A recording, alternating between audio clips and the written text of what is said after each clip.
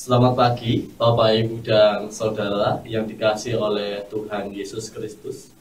Kembali lagi bersama saya, Baptista Sabda Buna, dalam acara Pagi Menyapa yang akan kita renungkan bersama-sama pada hari ini. Sebelum itu, marilah kita bersatu di dalam doa, memohon penyertaan dari Tuhan, agar kita dapat merenungkan serta melakukan dalam kehidupan kita sehari-hari. Mari kita berdoa. Bapa kami yang bertakhta dalam kerajaan surga, sumber kekuatan dan pengharapan kami, terima kasih atas setiap berkat dan kasih-Mu yang senantiasa ada dalam kehidupan kami. Terima kasih ya Tuhan, karena Engkau senantiasa menyertai kami dalam langkah kehidupan kami hingga saat ini. Ya Tuhan, sebentar lagi kami akan bersama-sama mendengarkan sabda kebenaran firman-Mu. Kiranya Engkau membuka setiap hati dan pikiran kami, sehingga kami tidak hanya mendengar, namun kami dapat melakukannya dalam kehidupan kami sehari-hari. Kami memohon kiranya Roh Kudus senantiasa menyertai kami dalam kehidupan kami, sehingga firman-Mu senantiasa dapat kami nyatakan dalam kehidupan kami. Berkatilah juga hamba-Mu ini yang akan menyampaikan firman-Mu. Kiranya kebijaksanaan dari Tuhan yang beroleh hikmat dari Tuhan dapat hamba rasakan, dan apa yang hamba bicarakan hanya sesuai dengan firman-Mu. Banyak dosa dan kesalahan yang kami lakukan dalam kehidupan kami sehari-hari, tolong ampunilah kami. Dalam nama Tuhan Yesus Kristus, Juru Selamat dan Tuhan kami yang mulia, kami berdoa. Amin. Bapak, Ibu, dan Saudara yang dikasihi oleh Tuhan Yesus Kristus, firman Tuhan pada hari ini diambil dari Yakobus 3, ayat 1 sampai dengan 12. Yakobus 3 ayat 1 sampai dengan 12 yang akan saya bacakan. Dosa karena lidah. Saudara-saudaraku, janganlah banyak orang di antara kamu mau menjadi guru, sebab kita tahu bahwa sebagai guru kita akan dihakimi menurut ukuran yang lebih berat. Sebab kita semua bersalah dalam banyak hal. Barang siapa tidak bersalah dalam perkataannya, ia adalah orang sempurna, yang dapat juga mengendalikan seluruh tubuhnya. Kita mengenakan kekang pada mulut kuda, sehingga ia menuruti kehendak kita. Dengan jalan demikian, kita dapat juga mengendalikan seluruh tubuhnya. Dan lihat saja kapal-kapal, walaupun amat besar dan digerakkan oleh angin keras, namun dapat dikendalikan oleh kemudi yang amat kecil menurut kehendak jurumudi. Demikian juga lidah, walaupun suatu anggota kecil dari tubuh, namun dapat memegahkan perkara-perkara yang besar. Lihatlah, betapapun kecilnya api, ia dapat membakar hutan yang besar. Lidah pun adalah api, yang merupakan suatu dunia kejahatan dan mengambil tempat di antara anggota-anggota tubuh kita, sebagai sesuatu yang dapat menodai seluruh tubuh dan menyalakan roda kehidupan kita, sedang ia sendiri dinyalakan oleh api neraka. Semua jenis binatang liar, burung-burung, serta binatang-binatang menjalar, dan binatang-binatang laut dapat dijinakkan dan telah dijinakkan oleh sifat manusia. Tetapi tidak seorang pun yang berkuasa menjinakkan lidah. Ia adalah sesuatu yang buas, yang tak terkuasai, dan penuh racun yang mematikan. Dengan lidah kita memuji Tuhan, Bapa kita, dan dengan lidah kita mengutuk manusia yang diciptakan menurut rupa Allah. Dari mulut yang satu keluar berkat dan kutuk. Hal ini, saudara-saudaraku, tidak boleh demikian terjadi. Adakah sumber memancarkan air tawar dan air pahit dari mata air yang sama? Saudara-saudaraku, Adakah pohon ara dapat menghasilkan buah zaitun, dan adakah pohon anggur dapat menghasilkan buah ara? Demikian juga air mata asin tidak dapat mengeluarkan air tawar. Berbahagialah setiap orang yang mendengarkan firman Tuhan serta yang melakukannya dalam kehidupan sehari-hari.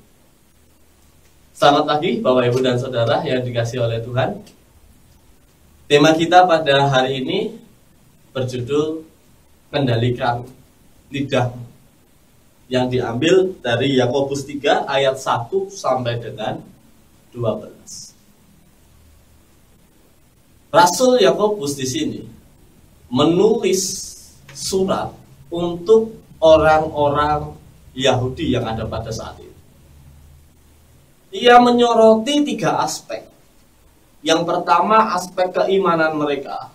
Yang kedua, aspek spiritualitas mereka. Dan yang ketiga, aspek etika mereka. Dalam Yakobus 3 ayat 1 sampai dengan 12 menyoroti tentang etika. Etika dalam berkata-kata. Yang disoroti di sini adalah orang-orang pada saat itu senang sekali untuk memuji dan memuliakan nama Tuhan. Ketika hari Sabat mendengarkan firman Tuhan, berkata-kata yang baik.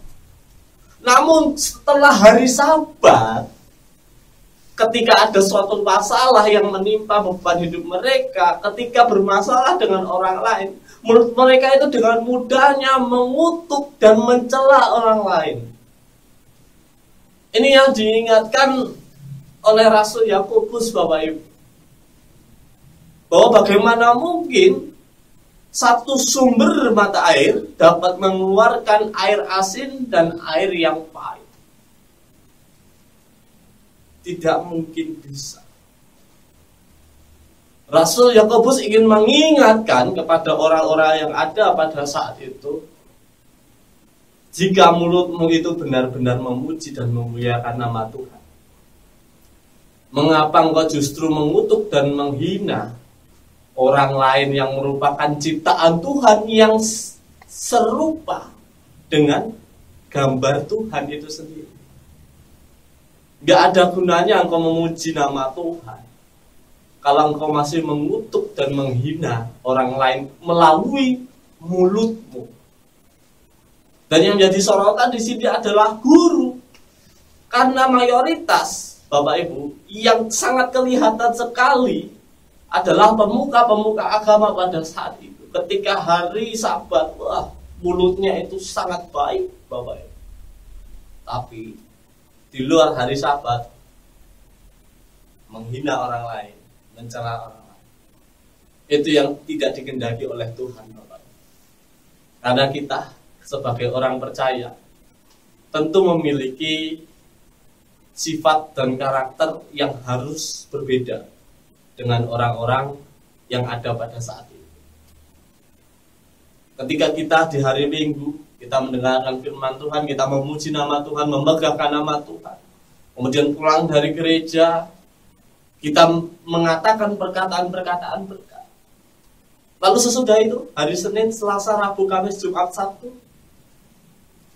Tuhan mengingatkan kita untuk tetap menjaga mulut kita, mengendalikan mulut kita, mengendalikan lidah kita, agar ketika kita memuji dan memegahkan nama Tuhan, hal itu tidak sia-sia. Karena apa? Karena kita juga berkata-kata yang baik kepada ciptaan Tuhan yang lain. Ingatlah Bapak Ibu, ciptaan Tuhan yang lain, manusia, lian, adalah gambar dan rupa Allah.